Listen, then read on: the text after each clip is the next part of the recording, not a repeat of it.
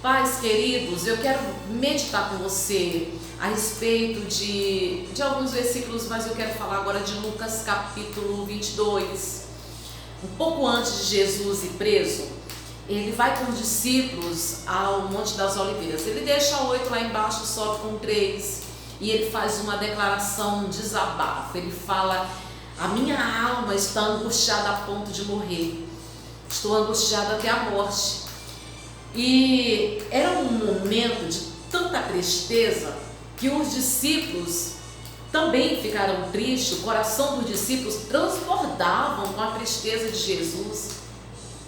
Jesus disse: fiquem aqui acordados. Se retirou para um pouco mais distante e ele começa a fazer aquilo que quando a gente está triste a gente tem que fazer. Ele foi orar. O apóstolo Tiago disse que aquele que está triste ore, e ele foi fazer aquilo que a pessoa deve fazer. Me lembro também Salmo 120, Davi, ele diz: infeliz de mim, ai de mim, que sou forasteiro e habito nas tendas de Quedar. Então ele estava infeliz, Davi, porque morava no meio de pessoas que amavam guerra, que amavam, e quando ele falava de paz, quando ele queria paz, queriam guerra, ele dizia: infeliz de mim. Davi faz um salmo, e 70% dos salmos são feitos em momentos de tristeza, de angústia. Orar. Jesus se retira e vai orar.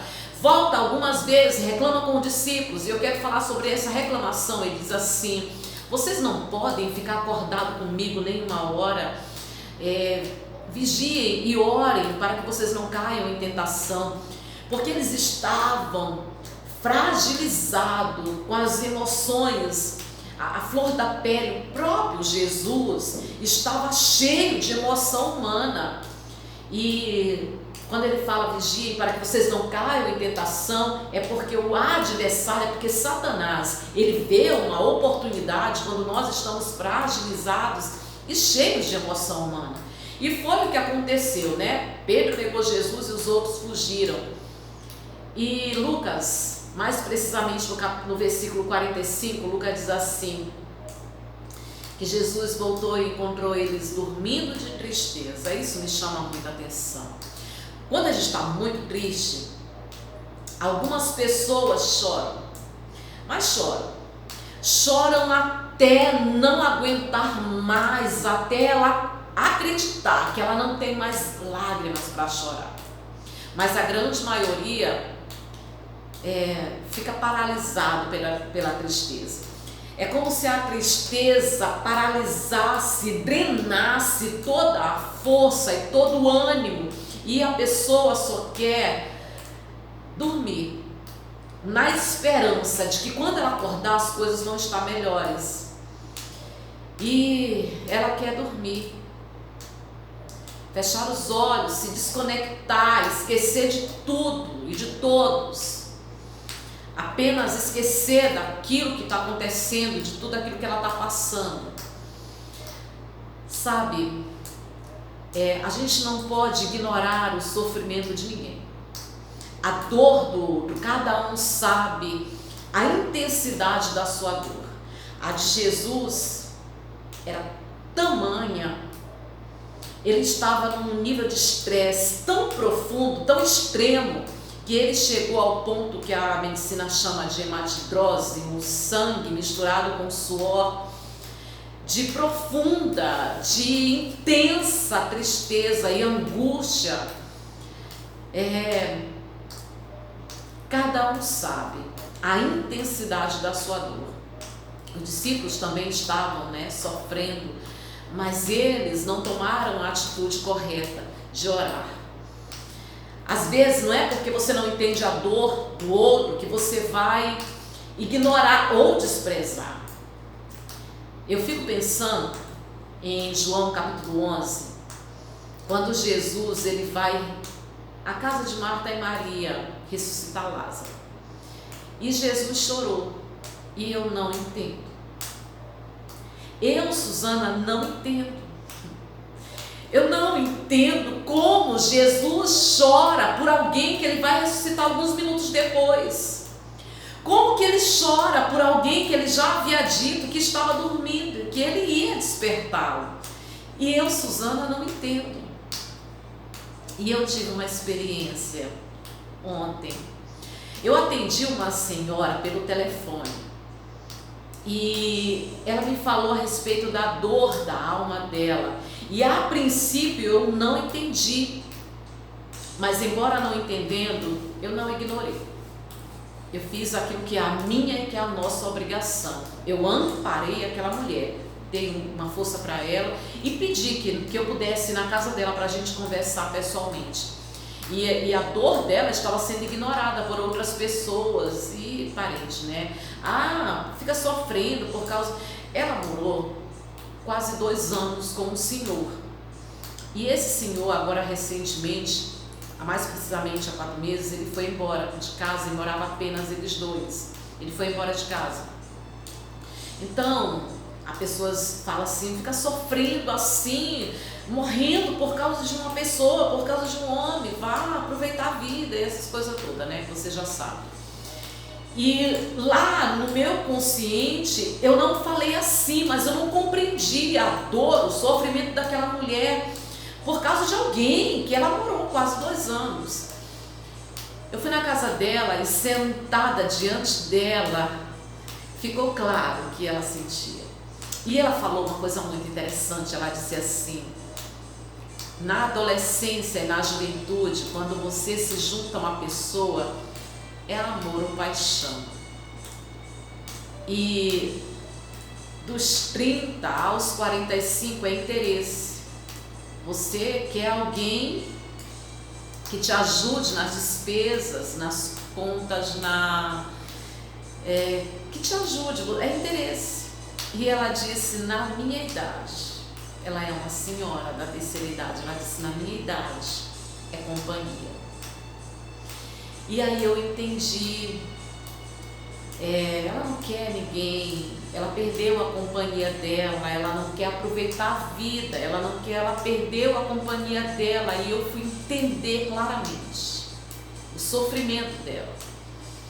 Nós nunca devemos ignorar o sofrimento, porque se alguém está sofrendo tanto por causa do desprezo e a gente no lugar daquela pessoa não sofreria, não é assim. É se colocar no lugar do outro, pensando como o outro está pensando e sentindo aquilo que o outro está sentindo. Se colocar no lugar do outro. Sendo assim, a gente não vai ignorar o sofrimento de algumas pessoas que querem dormir quando a alma está doendo. Porque você não sofreria tanto por causa do desprezo de um filho. Porque você não sofreria tanto por causa de uma traição. Porque você não sofreria tanto por causa da solidão. Empatia é você saber que aquela pessoa está sofrendo, e se aquele sofrimento para ela está sendo insuportável, o meu dever é amparar e sentir a dor da pessoa. Então, algumas pessoas, quando estão sofrendo, e muito, é muito comum hoje em dia, né? Elas querem dormir. Fechar os olhos e dormir para nunca mais acordar. E se ela pudesse, ela fechava os olhos, dormia e não acordava nunca mais. E a gente vê hoje em dia, isso é muito comum. É tão comum que infelizmente atinge a partir dos 5 anos. O maior número acontece entre 15 a 25 anos, as mulheres tentam mais, os homens conseguem ter êxito, e entre os idosos também acontece. Entre 10 países, o Brasil está entre os 10, mais precisamente é o 8º país. E sim, eu estou falando a respeito do suicídio, que atinge 8 pessoas a 80, entre famílias, parentes e amigos. Se for um adolescente, atinge sensibiliza comove uma escola inteira de 500 alunos e na verdade é um mal que atinge toda a sociedade, porque você não sabe quem é, você não conhece a história, mas toda vez que você fica sabendo que alguém desistiu de viver, isso nos causa profunda tristeza. Precisamos ter empatia, mas eu quero falar e encerrar o vídeo dizendo para você, temos um exemplo de Davi. 70% dos salmos foram feitos em momento de angústia e de tristeza. Jesus, que no momento da sua profunda dor e angústia, ele foi orar. Já repetindo, o apóstolo Tiago diz, aquele que está triste, ore.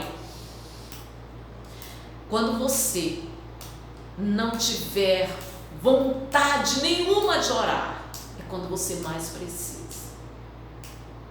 É quando você mais precisa. E quando você acha que não existe saída, e às vezes acabar com tudo é a luz no fim do túnel, porque a vida perdeu a graça, porque a vida perdeu o brilho. Eu falo para você, tem brilho sim. Tem brilho nos olhos dos teus pais, tem brilho nos olhos dos teus irmãos, tem brilho nos olhos dos teus filhos, tem brilho nos olhos da tua família, dos teus amigos, tem brilho. A gente precisa, eu gosto muito do Salmo, eu digo que é o Salmo da minha vida, Salmo 27, Davi diz, eu creio que ainda verei a bondade do Senhor na terra dos viventes. Você precisa orar quando você não tiver com vontade, é o momento que você mais precisa orar. Isso vai criar dentro de você um ânimo, uma força para que você possa ter esperança de dias melhores. O pai da suicidologia fala que o suicídio é uma decisão definitiva para um problema temporário. Então existe sim dias melhores, existe sim muita coisa boa para acontecer. Não desista da vida quando Deus não desistiu de você e está vivo, é uma graça divina, é a certeza de que coisas boas virão. Que Deus abençoe, em nome de Jesus.